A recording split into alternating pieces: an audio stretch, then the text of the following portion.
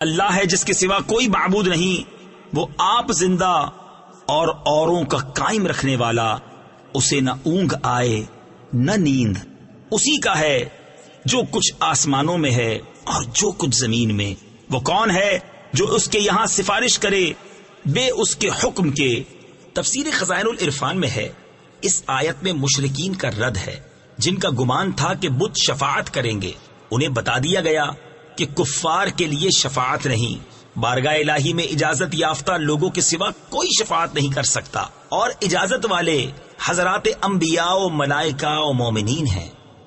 جانتا ہے جو کچھ ان کے آگے ہے اور جو کچھ ان کے پیچھے، اور وہ نہیں پاتے اس کے علم میں سے مگر جتنا وہ چاہے۔ اس کی کرسی میں سمائے ہوئے ہیں آسمان اور زمین۔ تفسیر خزائن العرفان میں ہے، کرسی سے مراد یا تو علم و قدرت ہے، یا عرش، یا وہ جو عرش کے نیچے اور ساتوں آسمانوں کے اوپر ہے، اور ممکن ہے کہ یہ وہی ہو جو فلک البروج کے نام سے مشہور ہے، اور اسے بھاری نہیں ان کی نگہبانی، اور وہی ہے بلند بڑائی والا۔